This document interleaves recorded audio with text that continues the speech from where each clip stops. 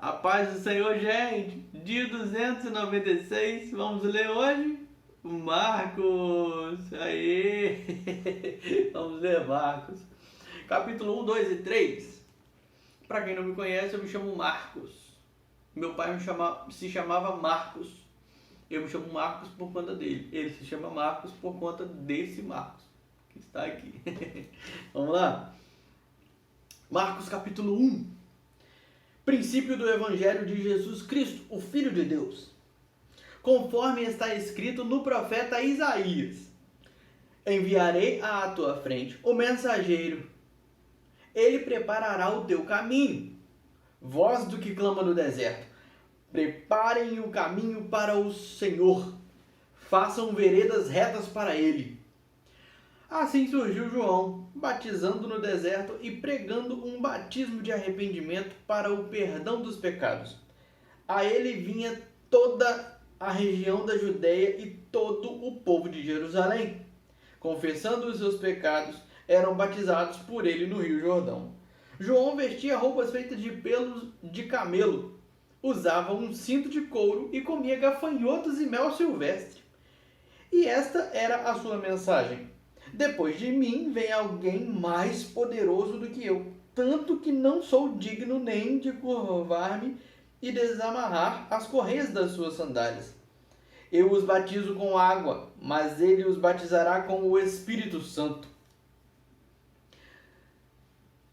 Naquela ocasião, Jesus veio de Nazaré da Galileia e foi batizado por João no Jordão. Assim que saiu da água, Jesus viu o céu se abrindo e o Espírito descendo como pomba sobre ele. Então veio dos céus uma voz: Tu és o meu filho amado, em ti me agrado. Logo após, o Espírito o impeliu para o deserto. Ali esteve 40 dias sendo tentado por Satanás. Estava com os animais selvagens e os anjos o serviam. Depois que João foi preso, Jesus foi para a Galileia, proclamando as boas novas de Deus. O tempo é chegado, dizia ele. O reino de Deus está próximo. Arrependam-se e creiam nas boas novas. Andando à beira do mar da Galileia, Jesus viu Simão e seu irmão André lançando redes ao mar, pois eram pescadores. E disse Jesus: sigam-me, e eu os farei pescadores de homens. No mesmo instante, eles deixaram as suas redes e o seguiram. Indo um pouco mais adiante, viu num barco Tiago, filho de Zebedeu, e João, seu irmão, preparando as suas redes.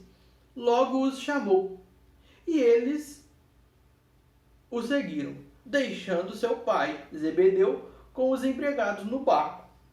Eles foram para Cafarnaum, e logo que chegou o sábado, Jesus entrou na sinagoga e começou a ensinar. Todos ficavam maravilhados com o seu ensino, porque ele ensinava como alguém que tem autoridade e não como os mestres da lei. Justo naquele momento, na sinagoga, um homem possesso de um espírito imundo gritou: O que queres conosco, Jesus de Nazaré? Vieste para nos destruir? Sei quem tu és, o Santo de Deus. Cale-se e saia dele, repreendeu Jesus. O espírito imundo sacudiu o homem violentamente e saiu dele gritando. Todos ficaram tão admirados que perguntavam uns aos outros: o que é isto? Um novo ensino, e com autoridade. Até aos espíritos imundos ele dá ordens. Deixa eu ler de novo. Até aos espíritos imundos ele dá ordens, e eles lhe obedecem. As notícias a seu respeito se espalharam rapidamente por toda a região da Galileia. Logo que saíram da sinagoga, foram com Tiago e João à casa de Simão e André. A sogra de Simão estava de cama com febre e falaram a respeito dela a Jesus. Então ele se aproximou dela, tomando-a pela mão e ajudou-a a levantar-se. A febre a deixou e ela começou a servi-los. Ao anoitecer, depois do pôr do sol, o povo levou a Jesus todos os doentes e endemoninhados. Toda a cidade se reuniu à porta da casa. E Jesus curou muitos que sofriam de várias doenças. Também expulsou muitos demônios.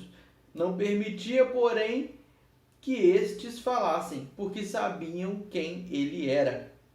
De madrugada, quando ainda estava escuro, Jesus levantou-se, saiu de casa e foi para um lugar deserto, onde ficou orando.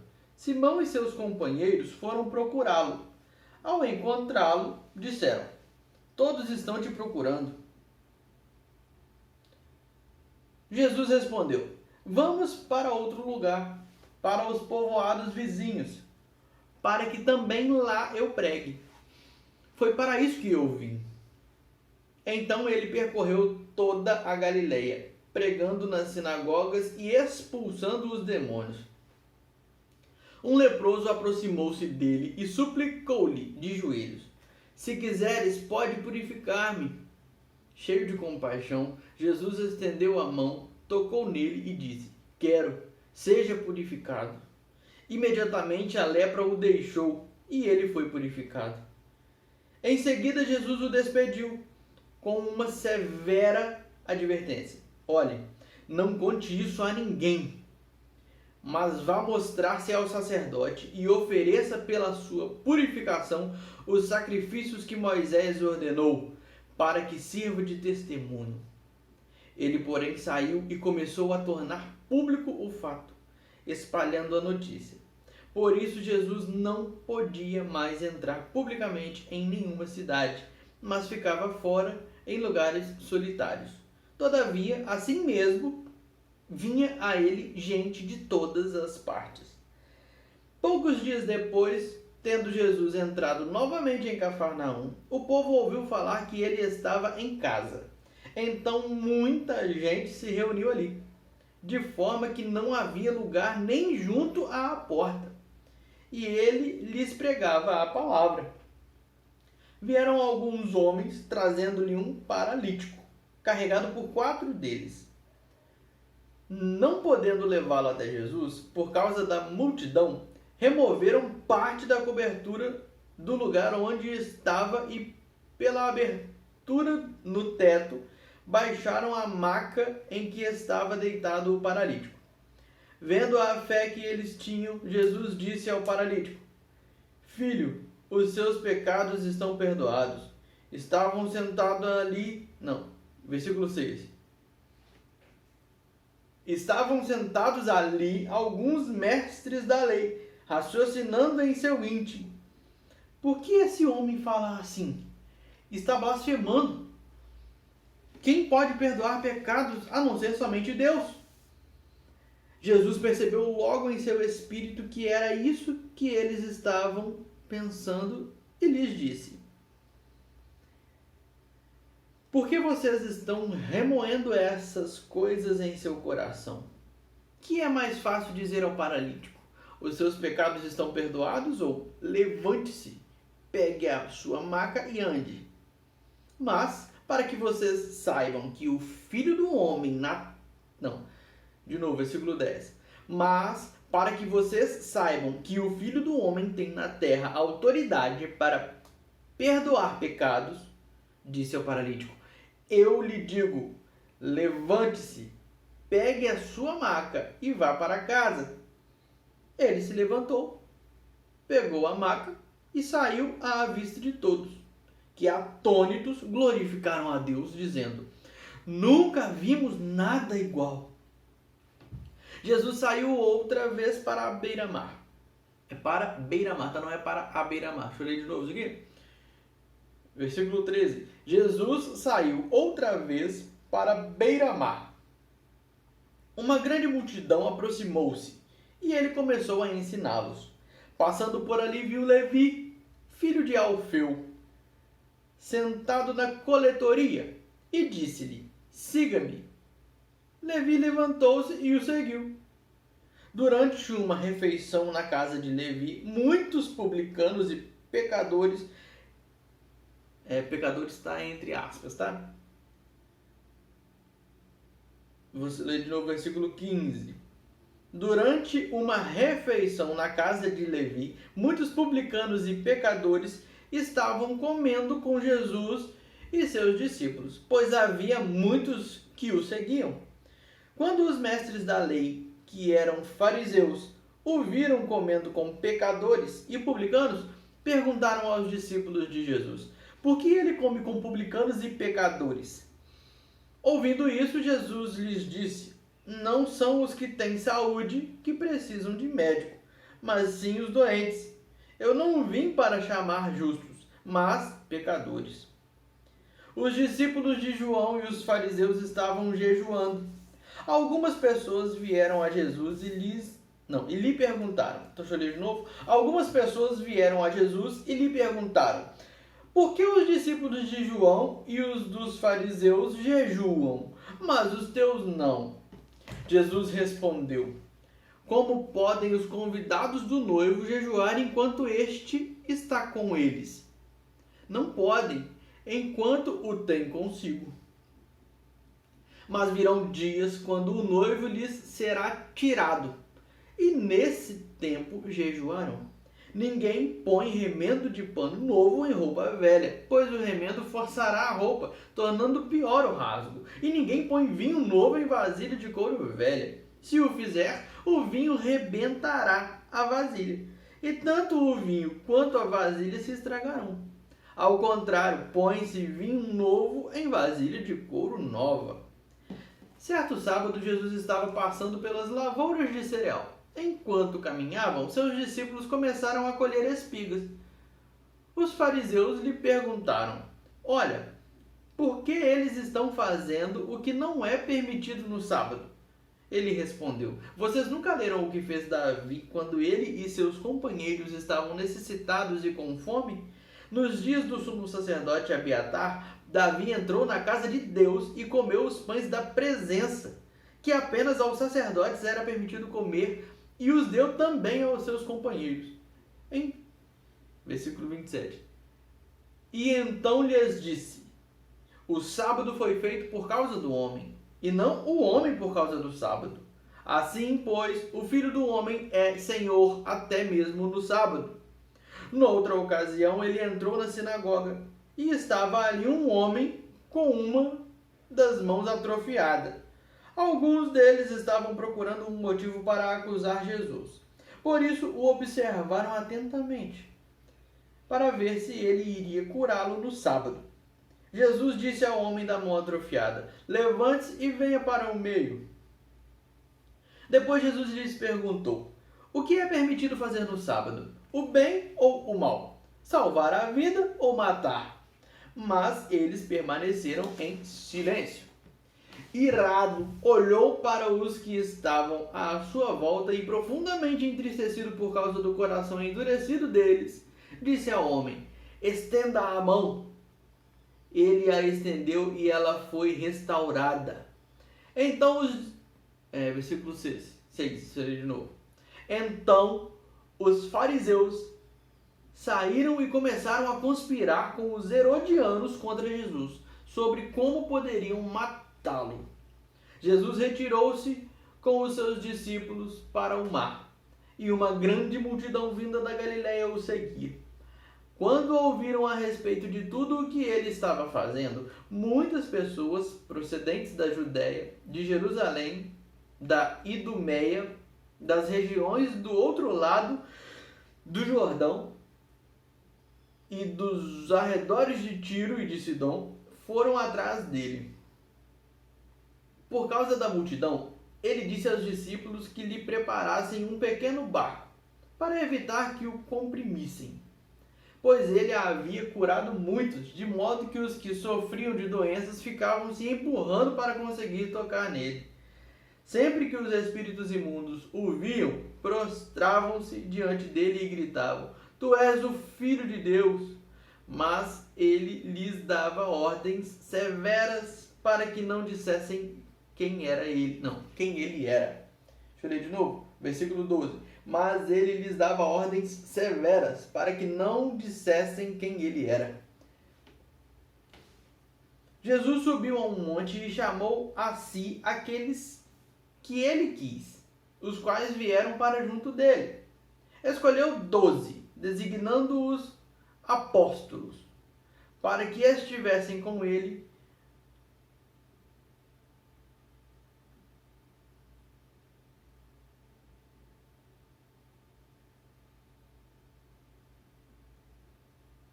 Deixa eu ler de novo, porque eu não tinha entendido, mas agora entendi. Versículo 14.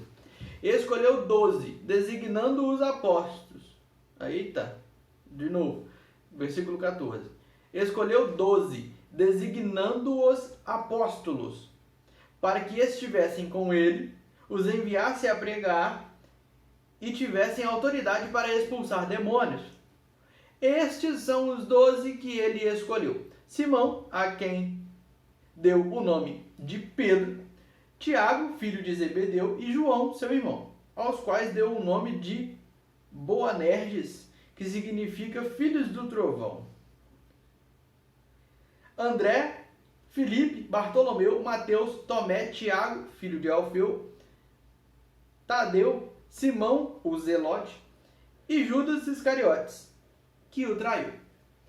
Então Jesus entrou numa casa e novamente reuniu-se ali uma multidão, de modo que ele e os seus discípulos não conseguiam nem comer. Quando seus familiares ouviram falar disso, saíram para trazê-lo à força, pois diziam: ele está fora de si. E os mestres da lei, que haviam descido de Jerusalém, diziam: ele está com Beelzebu, pelo príncipe dos demônios é que ele expulsa os demônios. Não, demônios. Deixa eu ler de novo. Versículo 22. E os mestres da lei que haviam De novo, versículo 22.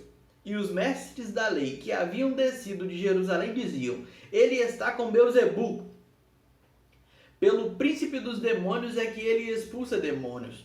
Então Jesus chamou... Não, os chamou, tá? Eu li errado, versículo 23. Então Jesus os chamou e lhes fez... Ixi, eu tô lendo tudo errado. Tá acabando, vamos embora. Deixa eu ler de novo, versículo 23. Então Jesus os chamou e lhes falou por parábolas. Como pode Satanás expulsar Satanás? Se um reino estiver dividido contra si mesmo, não poderá subsistir. Se uma casa estiver dividida contra si mesma, também não poderá subsistir. E se Satanás se opuser a si mesmo e estiver dividido, não poderá subsistir. Chegou o seu fim. De fato, ninguém pode entrar na casa do homem forte e levar dali os seus bens sem que antes o amarre. Só então poderá roubar a casa dele. Eu lhes asseguro que todos os pecados e blasfêmias dos homens lhes serão perdoados, mas quem blasfemar contra o Espírito Santo nunca terá perdão. É culpado de pecado eterno. Jesus falou isso porque eles estavam dizendo: ele está com um espírito imundo. Então, versículo 31. Então chegaram a mãe e os irmãos de Jesus, ficando do lado de fora, mandaram alguém chamá-lo. Havia muita gente assentada ao seu redor. E lhe disseram: tua mãe e teus irmãos estão lá fora te procurando. Ixi, eu li errado. Deixa eu ler de novo, versículo 32. Havia muita gente assentada ao seu redor. E lhe disseram: tua mãe e teus irmãos estão lá fora e te procuram. Quem é minha mãe e quem são meus irmãos? Perguntou ele. Então olhou para os que estavam assentados ao seu redor e disse: aqui estão minha mãe e meus irmãos. Quem faz a vontade de Deus, este é meu irmão, minha mãe e minha irmã. É o contrário, tá? Deixa eu ler de novo.